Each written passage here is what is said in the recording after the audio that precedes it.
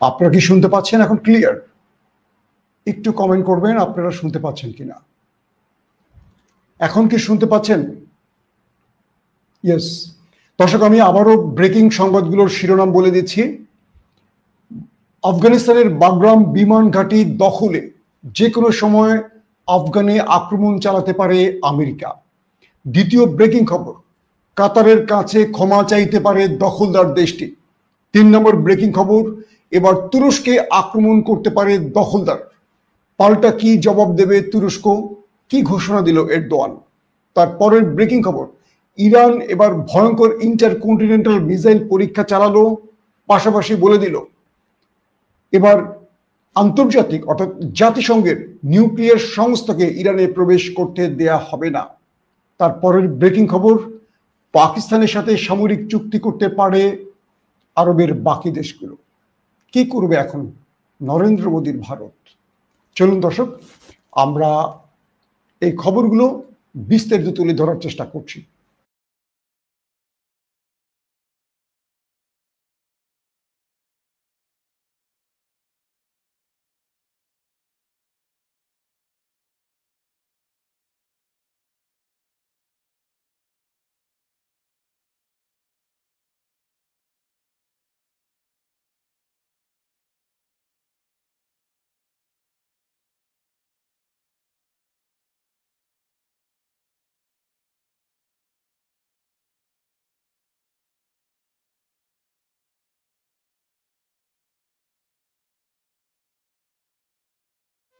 দর্শক, আপনারা কি শুনতে পাচ্ছেন এখন? ক্ষমা চাইছি, প্রথমে একটু টেকনিক্যাল কারণে সাউন্ড মিস করেছে। আশা করি এখন শুনতে পাচ্ছেন। দর্শক, প্রথমে যে খবরটি দিয়ে শুরু করতে চাই আফগানিস্তান। মার্কিন প্রেসিডেন্ট ডোনাল্ড ট্রাম্প আফগানিস্তানের বাগরাম বিমান ঘাঁটিটি চেয়েছেন। তিনি এখান থেকে চীন এবং ইরানকে কন্ট্রোল করবেন এবং এই ঘাঁটিটি ব্যবহার করে তিনি এই অঞ্চলে নতুন করে মরুলিপনা কন্টিনিউ করবেন। কিন্তু আফগানিস্তানের সাথে চীনের দহরম মহরম বেড়ে গেছে, এটি আমেরিকার পছন্দ না। সাম্প্রতিক সময়ে চীন বিভিন্ন ক্ষেত্রে এগিয়ে যাওয়ায় আমেরিকা চাপে পড়ে গেছে, কারণ তার মরুলিপনা হারাতে পারে। তাই আফগানিস্তানের কাছ থেকে আমেরিকা তার বাগরাম বিমান ঘাঁটিটি চেয়েছে। এটি সেই বিমান ঘাঁটি, এখান থেকে আমেরিকা পুরো দক্ষিণ এশিয়া কন্ট্রোল করত, পাশাপাশি আফগান তালিবানদের উপর আক্রমণ চালাতো। এবং যখন আমেরিকা আফগান ছেড়ে পালিয়ে যায়, প্রথম দিকে আফগান তালেবান এটি দখল করে এবং এখানে অনেক আমেরিকান রেখে যাওয়া যুদ্ধ বিমান থেকে অনেক মূল্যবান সামরিক অস্ত্র পেয়ে যায় তালেবান। কিন্তু এবার আমেরিকার কুনজর পড়েছে এই আফগানের বাগরাম।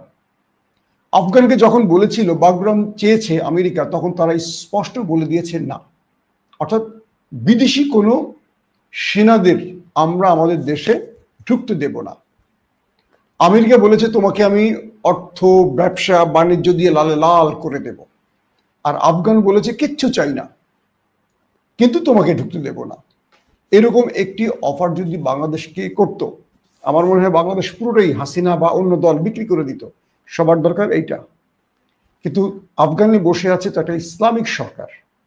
ইসলামিক সরকার কখনো দেশ বিক্রি করবে না। আশরাফ গনি এর আগে তিনি বিক্রি করেছিলেন, আফগানটাকে তুলে দিয়েছিলেন আমেরিকার হাতে। অর্থাৎ আফগান তালেবানদের আগে যিনি ছিলেন আশরাফ গনি, তিনি পুরো আমেরিকাকে নেটোর হাতে তুলে দিয়েছিলেন। কিন্তু তালেবানরা আসার সঙ্গে সঙ্গে তারা পালিয়ে গেছে।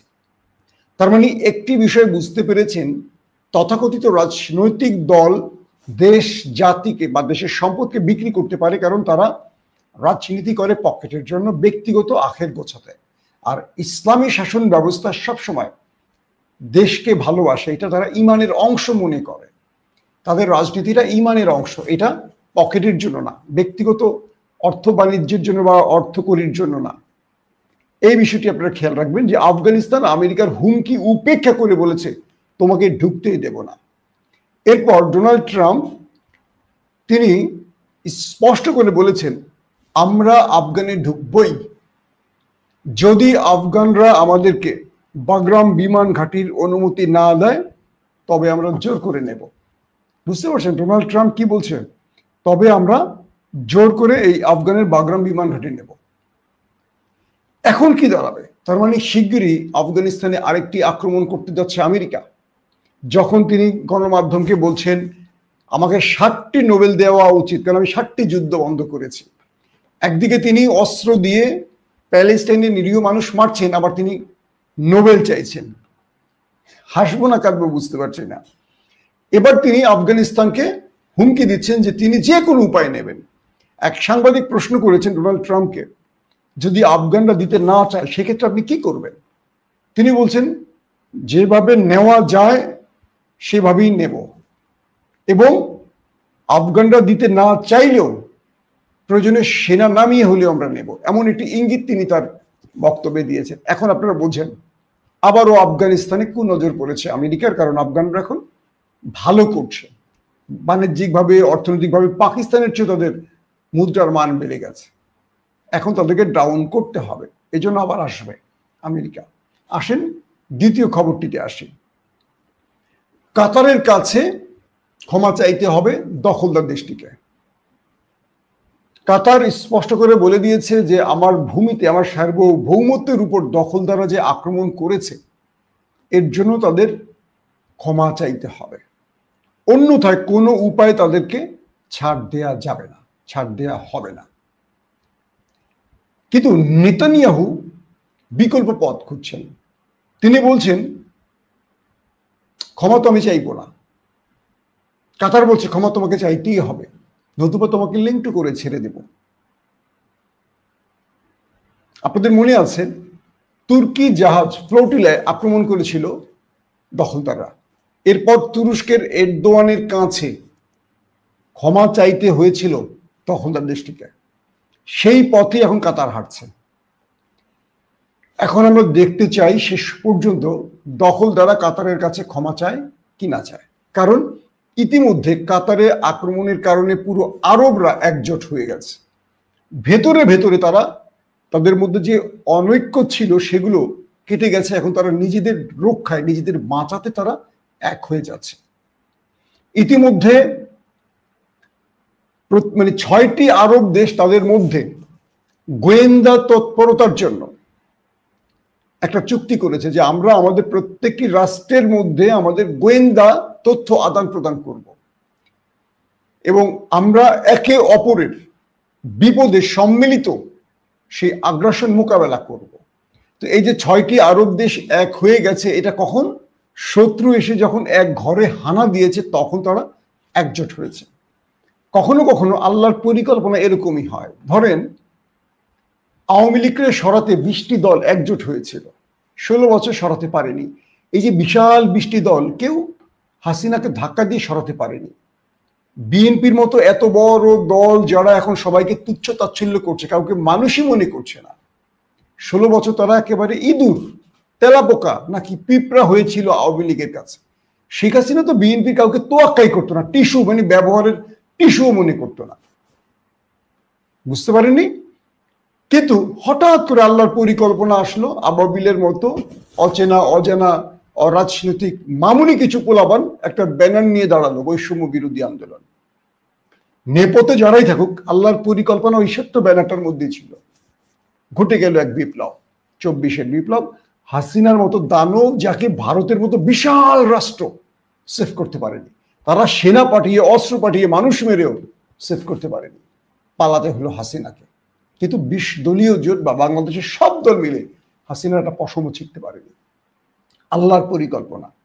এখন দেখেন সেই বড় দলটি, আমরা হান করেঙ্গা, তান করেঙ্গা, অন করেঙ্গা, এইটা করেঙ্গা, ওইটা করেঙ্গা, মানে আবার আওয়ামী লীগ হয়ে গেছে। তারা আওয়ামী লীগ চলে যাওয়ার পর আওয়ামী লীগের জায়গায় বসে গেছে আমাদের সেই প্রিয় দলটি। কাউকে তোয়াক্কা করে না, কি বলে না করলে তাদের ফজু পাগলা ঢাকা বিশ্ববিদ্যালয়ের ছাত্রদেরকে বলতেছে কি শুনছেন তো, এরা হাটহাজারী মাদ্রাসা, সিনিয়র হাটহাজারী মাদ্রাসা। কেন আলিমের মানে মাদ্রাসার ছেলেদের ঢাকা ভার্সিটিতে ভর্তির সুযোগ করে দিল হাসিনা, এই জন্য হাসিনার সমালোচনা করছেন। এই ব্যাটার বিরুদ্ধে একটা বড় রকম আন্দোলন তৈরি করতে হবে। আর বিএনপি এইসব মাথা খারাপ পাগল ছাগলকে দিয়ে দলটাকে একদম শেষ করে ফেলতেছে। যেটুকু জনপ্রিয়তা আছে এইটুকু শেষ করে দিয়ে যাবে এই রুমিন, ফৌজু পাগলা হাবিবদের মতো মানে পুরো পাগল বলবো না, অর্ধ পাগল বলবো, এই দলটার কি মা বাপ নাই? এরা কি শুনে না? মানুষ কি বোঝে, মানুষ কি করে, মানুষ কোনটা পছন্দ করে? ডাকসু জাকসু নির্বাচনের পরও তো বিএনপির বোঝা উচিত যে তারা ভুল পথে আছে, তাদের নিয়ে তারা ভুল বক্তব্য দিচ্ছে, ভুল ন্যারেটিভ ছড়াচ্ছে। বুঝতে পারছি না। আসেন, তো এখন যেটি হয়েছে, কাতারে হামলার কারণে সৌদি আরব দ্রুত করে পাকিস্তানের সাথে চুক্তি করে ফেলেছে যে তোমার দেশে আক্রমণ হলে আমার দেশে আক্রমণ হবে, আমার দেশে আক্রমণ হলে তোমার দেশ, অর্থাৎ তোমাকে আক্রমণ করলে আমি মনে করবো আমাকে করেছে, আবার আমাকে করলে তুমি মনে করবো তোমাকে করেছে। এই চুক্তিটি করার পরপরই আমেরিকার মাথা নষ্ট, ইসরায়েলের মাথা নষ্ট। বাকি আরব দেশগুলো পাকিস্তানের সাথে যোগাযোগ শুরু করেছে যে একই চুক্তি আমরা করতে চাই। পাকিস্তানের খাজা আসিফ বা পাকিস্তানের প্রধানমন্ত্রী বা পাকিস্তানের এস্টাবলিশমেন্ট খুব ফুরফুরে মেজাজে আছে। তারা বলছে পাকিস্তানের জন্য মানে 2025 একটা সেরা সময়। একদিকে তারা ভারতকে একটা ধোলাই দিয়ে এই দক্ষিণ অঞ্চলে একটা শক্তি দেখালো, শ্রেষ্ঠত্ব দেখালো। প্রত্যেকের নজর এখন পাকিস্তানের দিকে, যে ভারত যত বড় সামরিক শক্তির দেশই হোক পাকিস্তানের সাথে পারবে না। এটা আরবরা বুঝে গেছে, যে কারণে আর মুসলিম একমাত্র পারমাণবিক দেশ পাকিস্তান, তাই তারা এখন পাকিস্তানকে সবাই কাছে পেতে চায়। আর আমরা পাকিস্তানকে দূরে ঠেলি, তুই বেটা রাজাকার, তুই পাকিস্তানি, সাদেক কায়েম পাকিস্তানি। ভাই মনে রেখে নেই, কতটা কাগজে রেখে রাখেন, আমি মরে গেলে আমার সন্তানদের আমলে হয়তো দেখবেন এই পাকিস্তানের পা ধরতে হবে এই বাংলাদেশকে, এই ভারতের হাত থেকে বাঁচার জন্য। কথাটা ভালো করে খেয়াল করবেন, কেউ কেটে অর্ধেক প্রচার করবেন না। এই পাকিস্তানকে আমাদের পাশে লাগবে, কারণ ভারত যেভাবে তার আগ্রাসন ছড়াচ্ছে, যেভাবে পরিকল্পনা করছে, চট্টগ্রাম কেড়ে নেবে, ফেনী কেড়ে নেবে, যে প্ল্যান তারা করছে, আমাদের কোনো বন্ধু নেই। যদি কখনো ভারত ঢুকে যায়, কে আমাদের বাঁচাতে আসবে? কেউ আসবে না। এই পাকিস্তানকে তখন আমাদের পা ধরতে হবে, কারণ ভারতকে যদি কেউ আতঙ্ক ছড়াতে পারে বা ভয় দেখাতে পারে, তার নাম পাকিস্তান। ওদের সীমান্তে গিয়ে দেখবেন কেউ গুলি করে না। আমাদের দেশের মানুষকে যেভাবে পাখির মতো গুলি করে, পাকিস্তান সীমান্তে গুলি করে না। কারণ কি জানেন? ওরা পাকিস্তানের সীমান্তে একজনকে মারলে পাকিস্তান ওদের 10 জনকে মারে। আমরা যেমন ওদের পা ধরে হাত ধরে আমাদের লাশ ফেরত চাই, ভাই আমার মানুষ তুই মারছিস, ভালো করছিস, লাশটা ফেরত দে। 7 দিন পরে পচা গলা লাশ ফেরত দেয়। আর পাকিস্তানের যদি সীমান্তে একটা পাকিস্তানি মরে, ওরা 10টা মারে, এখন কম হলে 5টা মারবে। তাহলে বোঝেন আমরা কত সাহসী। চেতনা ছাড়া আমাদের কিচ্ছু নাই। 54 বছর ধরে আমাদের রাজনৈতিক দলগুলো শুধু চেতনা বিক্রি করছে। আসলে চেতনা কিছু না। বিষয় হলো এদের কাছে আসলে কিছু নাই। এরা এই চেতনাটা দিয়ে রাজনৈতিক ক্ষমতায় আসতে চায়। আর আমরা বাঙালিরা, আমরা বাংলাদেশিরা টেলিভিশন সিনেমায় আমরা তো সবসময় ফাইটিং মুভি দেখেছি। চেতনা দিয়ে আমাদের দেশপ্রেম জেগে ওঠে, ভেতরে কিচ্ছু নাই। দেশটাকে চুরি বাটপালি করে শেষ করে ফেলছে। এরা চাঁদাবাজি করবে, টেন্ডারবাজি করবে, দখলদারিত্ব করবে, এরা মানুষ খুন করবে, এটা করবে। এরা কি দেখাবে মানুষকে? এই চেতনা 71 মুক্তিযুদ্ধ, আর কিচ্ছু নাই এদের। যদি 71-এর মুক্তিযুদ্ধের টার্গেট পূরণ হতো, আজকে বাংলাদেশে বিকল্প কোনো রাজনৈতিক দলের প্রয়োজন হতো? সবাই ব্যর্থ হয়েছে। তো এই একটা চেতনা দিয়ে আমাদেরকে ওরা ট্যাবলেট খাওয়ায় বসা রাখে। আর আমরা বাঙালিরা বোকাচোদার দল, কিচ্ছু বুঝি না, ওই চেতনার উপর টিকে আছে। হাসিনা 16 বছর শেষ, আরেকটা দল আসতেছে সেই চেতনা নিয়েই এখন তেল মালিশ করবে। তারা যে দেশটা ফোকলা করে ফেলছে চাঁদাবাজি লুটপাট করে, আমরা ভুলে যাব। আমরা ওখানে ভোট দিব, আমরা ওদেরকে আবার কেন্দ্র দখল করে বিজয়ী করব। দিন শেষে ওরা আমাদের মাথায় বাড়ি দিয়ে আমাদেরকে রাস্তায় নামাবে, কাঁঠাল ভেঙে খাবে। আসেন, তো সেই পাকিস্তান আরবের বাকি দেশগুলোর সাথে সামরিক চুক্তি করতে যাচ্ছে। পাকিস্তান বলছে যে আমরা তোমাদেরকে সেফ করব, ফাইন, তোমরা অর্থ দাও, আমরা আমাদের আরো অনেক আধুনিক অস্ত্র তৈরির পরিকল্পনা নিয়ে বসে আছে। পাকিস্তানের কাছে অনেক মূল্যবান অনেক ভয়ঙ্কর মিসাইল তৈরির, ধরেন বিভিন্ন আধুনিক সরঞ্জাম তৈরির বিষয়বস্তু আছে, কিন্তু তৈরি করতে পারছে না অর্থের জন্য।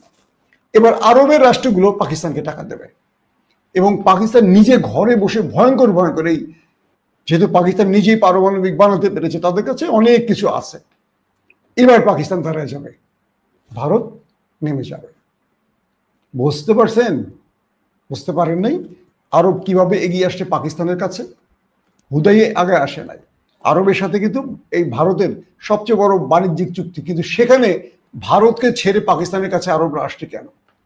ভারতকে হারিয়েছে পাকিস্তান। তুরস্কের মতো দেশ তারাও এখন এগিয়ে আসছে। দেখেন, এখন এই বিষয়টি তৈরি হলো যে বাকি দেশগুলো কাতার টাতার তারাও ইঙ্গিত দিচ্ছে, এবং পাকিস্তানের পররাষ্ট্র দপ্তর, প্রতিরক্ষা দপ্তর এরা বলতে শুরু করছে, মন্ত্রণালয়গুলো বলতে শুরু করেছে যে বাকি দেশগুলো যোগাযোগ করছে তাদের সাথে কোয়ালিশনের জন্য। তো গেল এটি।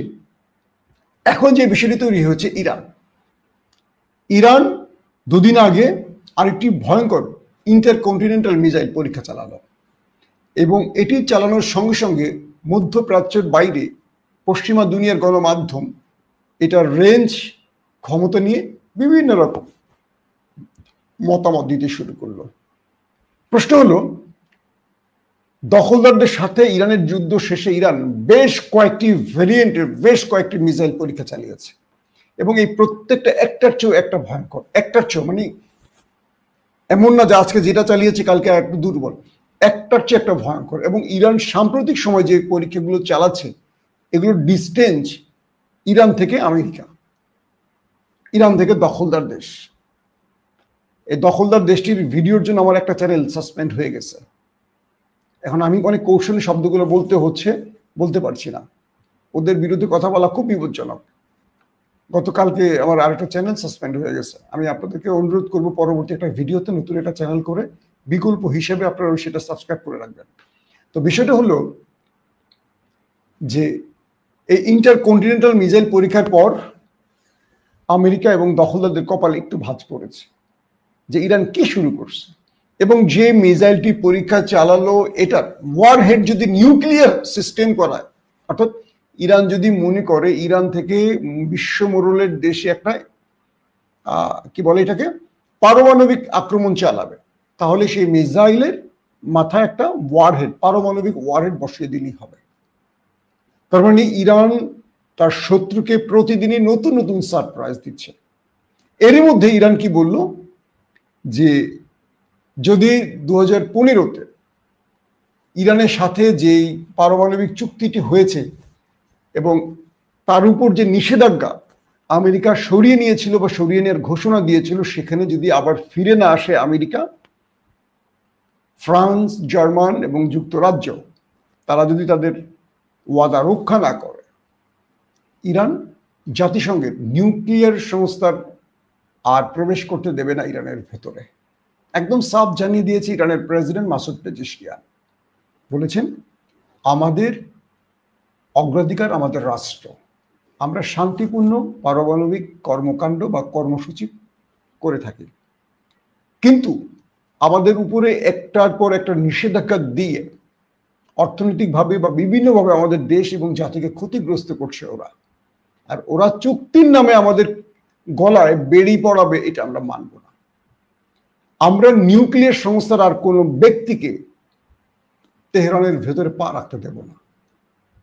এখন নতুন করে আমেরিকা ইরানের এই বিষয়ে কি জবাব দেবে সময় বলে দেবে। দর্শক, শেষ খবরটিতে আসে একেবারে। তুরস্ক আজকে বেশ কিছু গণমাধ্যম, সোশ্যাল মিডিয়ায় গুরুত্বপূর্ণ কিছু টুইট, বক্তব্য প্রচার হয়েছে। দখলদার দেশটির পক্ষে একটি টুইট হলো এরকম, কাতারের পর নেক্সট টার্কি। আমেরিকার রাজনৈতিক বিশ্লেষক তিনি বলেছেন, এবার দখলদারদের মানে ইসরায়েলের টার্গেট তুরস্ক।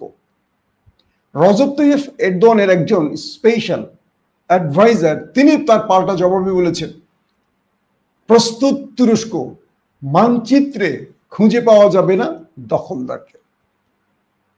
বুঝতে পেরেছেন, যদি দখলদাররা ভুলেও তুর্কিতে বা তুরস্কে আক্রমণ করে তাহলে মানচিত্রের কোথাও খুঁজে পাওয়া যাবে না সেই দেশটিকে। একদম ডাইরেক্ট এইভাবে লিখেছেন। বলছে এবার মানে কাতার নেক্সট টার্কি। আর এরদোয়ানের বিশেষ অ্যাডভাইজার বলছেন, মানচিত্রের কোথাও খুঁজে পাচ্ছি না ডট ডট ডট। বুঝছেন তো, নাম বললে চাকরি থাকবে না, মানে চ্যানেল থাকবে না। তুরস্কের এই হুমকির পর পাল্টা অন্য পক্ষ থেকে আরো কিছু টুইট, রিটুইট বা আদার্স গণমাধ্যমে বক্তব্য এসছে। তুরস্ক বলছে যে আমরা প্রস্তুত, যদি কোনোভাবে আমার দেশে দখলদারদের একটি ছোট আক্রমণ হয়, এটা ওজন অনেক বেশি হয়ে যাবে তাদের জন্য, মানে এটার ওজন তারা নিতে পারবে না। এখন দখলদারদের টার্গেট তুরস্কের দুটো কারণ। এক, তুরস্কের সর্বাধিক হামাস নেতারা থাকছেন এবং তুরস্ক তাদেরকে পেলে পুষে তৈরি করছে। তিন, তুরস্কের সিরিয়া নিয়ে বিগ প্ল্যান আছে এবং সিরিয়ার পাশে দখলদার দেশটি। অনেকেই তুরস্ককে গালি দেন, বিশ্বাসঘাতক বলেন। তুরস্ক মাথামোটা জাতিদের দেশ না রে ভাই। তুরস্ক এই পৃথিবীতে 650 বছর বা 700 বছরের মতো সালতানাত চালিয়ে গেছে। মুসলিম সালতানাত এত বড় হয়নি। অর্ধ পৃথিবী শাসন করে গেছে হযরত ওমরের পর। তুর্কির জাতিকে হালকা পাতলা করে নিয়েন না কেউ। এই তুর্কির এই পুরো পৃথিবীতে ইসলাম ছড়ানোর ক্ষেত্রে সবচেয়ে বড় ভূমিকা রেখেছে। এই জাতির একটা অন্য বৈশিষ্ট্য আছে, যদিও লাস্ট 100 বছর কামাল আতাতুর্ক এই জাতিকে সেকুলার বানিয়েছে, কিন্তু ভেতরে সেকুলার হয়নি। একটা প্রজন্ম হয়েছে। আমাদের দেশে একটা প্রজন্ম আওয়ামী লীগ হয়েছে না? এরকম 90% মুসলমানের দেশে 1% আওয়ামী লীগ থাকার কথা না, থাকার কথা। আজকে মাদ্রাসা ছাত্রদেরকে নিয়ে ফজলু পাগলার স্টেটমেন্ট দেখেন নাই? এরা কি মুসলমান দাবি করে নিজেকে? বিএনপি কোনো কথা বলছে? বলবে না। কেন? ফজলু পাগলা তাদের নেতা। তাদের কাছে ঈমান, আমল, আলেম ওলামা, ধর্ম, মুসলিম, ইসলামের কোনো মূল্য নাই, রাজনীতিক ক্ষমতা। ফজলু পাগলা তাদের লোক, অতএব সে যাই বলুক বৈধ। ডক্টর জাহিদ যত খারাপ কাজই করুক, তাদের পক্ষে কথা বলে, তাদের লোক, তার বিরুদ্ধে তারা কোনো কথা শুনবে না। অতএব আল্লাহ রসুলের হাদিস অনুযায়ী তোমার মানে তুমি যাকে বন্ধু বানাবা তার সাথে তোমার হাসর নাসর হবে, বলে না? তো যে যেমন নাস্তিকের সাথে নাস্তিকের হবে। আপনি আপনার বন্ধু চয়েসের ক্ষেত্রে একটু চিন্তা ভাবনা করবেন, কারণ তার সাথে আপনার জান্নাত জাহান্নাম মানে সিদ্ধান্ত হবে আল্লাহর পক্ষ থেকে। তো এখন যে বিষয়টি তৈরি হলো, সিরিয়া ইস্যুতে তুরস্কের সাথে দখলদারদের একটা মুখোমুখি অবস্থানে আছে এবং আমেরিকার রাজনৈতিক বিশ্লেষক এবং ব্রিটেনের একজন খুব হাই লেভেলের কি বলবো যে সামরিক বিশ্লেষক, তিনি বলেছেন যে কোনো সময় দখলদাররা তুরস্কে আক্রমণ করবে। আর তুরস্ক এই সুযোগটিতে কাজে লাগাতে চাইছে ভিন্নভাবে। তুরস্ক এতদিন ধরে নীরব ছিল, কিন্তু ভিতরে কূটনীতি বা অস্ত্র, খাদ্য, ত্রাণ দিয়ে সাহায্য করেছে, কিন্তু বড় ফ্রেমে কিছু করতে পারেনি। এর একটি কারণ, দখলদারদের আশপাশে কোনো দেশ তুরস্ককে সাহায্য করেনি। এখন তুরস্ক আক্রান্ত হলে তুরস্ক একটা উচিত জবাব দেবে, কারণ তুরস্ক ন্যাটোর দেশ। তো ন্যাটোর দেশ হওয়ার সুবিধা হলো বাকি দেশগুলো তুরস্কের উপরে আক্রমণ করতে একটু চিন্তা করবে, কারণ ন্যাটো তখন ভেঙে পড়বে। কারণ আমরা এখন দেখতে পাচ্ছি কি, ফিলিস্তিনের পক্ষে আজকে দেখেন অস্ট্রেলিয়া, যুক্তরাজ্য, কানাডা ফিলিস্তিনকে স্বীকৃতি দিয়েছে। এর আগে পর্তুগাল, স্পেন, আয়ারল্যান্ড, মানে পুরো ইউরোপের মধ্যে একে একে ফিলিস্তিনকে সবাই স্বীকৃতি দিতে শুরু করেছে। আমেরিকা ছাড়া সবাই চলে আসছে, এক ঘরে হয়ে যাচ্ছে কে? নেতানিয়াহু। বিষয়টা বুঝতে পারছেন? তো তুরস্ক এই সুযোগটি কাজে লাগাবে।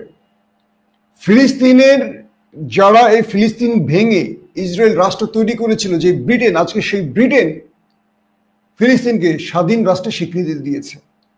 অস্ট্রেলিয়া দিয়েছে, কানাডা দিয়েছে, ইউরোপের আরো অনেকগুলো দেশ স্বীকৃতি দিয়েছে, এর আগে ফ্রান্সও দিয়েছে। তাহলে বিশ্বমোড়লদের পাশে আর কেউ আছে? নাই। এবং আপাত দৃষ্টিতে না, পুরোপুরি বোঝা যাচ্ছে ইউরোপ বলি, আমেরিকা ছাড়া বাকি দেশগুলো সবাই মুখ ফিরিয়ে নিচ্ছে দখলদারদের উপর থেকে এবং এক ঘরে হয়ে গেছে মিস্টার নেতানিয়াহু। তো এরদোয়ান এই কাজটি নীরবে করেছেন। ইউরোপের মধ্যে এই যে কাজটা, এটা কিন্তু এরদোয়ান করেছেন। তিনি তার প্রজ্ঞা দিয়ে অনেক রকম খেলা খেলেছেন। আজকে পুরো ইউরোপকে তার পক্ষে নিয়ে আসছেন, মানে ফিলিস্তিন ইস্যুতে তার পক্ষে আনছেন। এটা ভূ রাজনীতির ক্ষেত্রে না, শুধু ফিলিস্তিন ইস্যুতে। তো আজকে দখলদাররা যদি কোনোভাবে আক্রমণ করে বসে, হয়তো তেল আবিব মনে করছে যে আমি আক্রমণ করলে সবাই আমার সঙ্গে থাকবে, এমনটি নাও হতে পারে। কারণ তুরস্কের পরাজয় মানে পরাজিত হওয়ার গল্পটা খুব কম, এবং তুরস্কের হাত ধরে হয়তো দখলদারদের কফিনের শেষ পেরেকটা পড়তে পারে। যেটা বলেছিল যে মানচিত্রে আর খুঁজে পাচ্ছি না সেই দেশটিকে, এটি বলেছে এরদোয়ানের একজন উপদেষ্টা, সেটি হবে।